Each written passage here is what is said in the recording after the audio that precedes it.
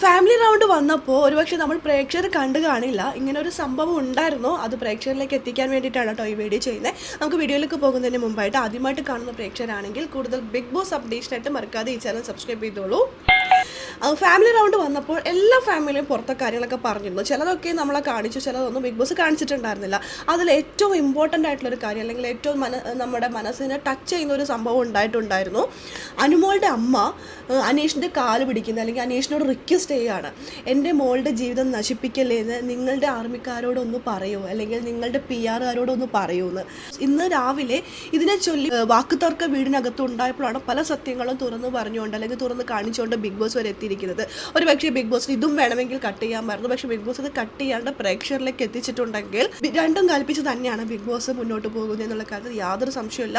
Big boss review ചെയ്യുന്നവർക്ക് മാത്രം, അല്ലെങ്കിൽ ബിഗ് ബോസ് റിവ്യൂ ചെയ്യുന്ന ക്ലിപ്സ് ഒക്കെ യൂസ് ചെയ്യുന്നവർക്ക് മാത്രമല്ല കേട്ടോ ബിഗ് ബോസ് പണിയെടുക്കുന്നത്. ബിഗ് ബോസ് വീടിനകത്ത് PR-ആയിട്ട് വന്നവർക്കും, അല്ലെങ്കിൽ മോശമായിട്ട് കളിക്കുന്നവരെയും പറ്റിച്ച് കളിക്കുന്നവരെയും എല്ലാം തന്നെ ബിഗ് ബോസ് കൈയോടെ പിടിക്കാൻ വേണ്ടിയിട്ടുള്ള പരിപാടികൾ, അല്ലെങ്കിൽ ബാക്ക്ഗ്രൗണ്ട് വർക്കുകളെല്ലാം തുടങ്ങിയിട്ടുണ്ട്. അതിൻ്റെ ഭാഗമായിട്ടാണ് ഇപ്പോൾ അനീഷിന് പണി കിട്ടിയിരിക്കുന്നത്. അനുമോളുടെ അമ്മ ഇങ്ങനെ പറഞ്ഞൊരു കാര്യം ഇപ്പോൾ ഷാനവാസോ ആദിലയോ എല്ലാം വെട്ടിത്തുറന്ന് അനീഷിൻ്റെ മുഖത്ത് നോക്കി പറയുമ്പോൾ അനീഷ് മിണ്ടാതെ നിൽക്കുകയാണ്. ഈ ഒരു കാര്യം വേണമെങ്കിൽ കട്ട് ചെയ്യാമായിരുന്നു ബിഗ് ബോസിന്. പക്ഷേ ബിഗ് ബോസ് കട്ട് ചെയ്യാതെ പ്രേക്ഷകരിലേക്ക് എത്തിച്ചിട്ടുണ്ടെങ്കിൽ രണ്ടും കൽപ്പിച്ച് തന്നെയാണ്, പ്രേക്ഷകരെല്ലാം അറിയട്ടെ എന്ന് കരുതി തന്നെയാണ്.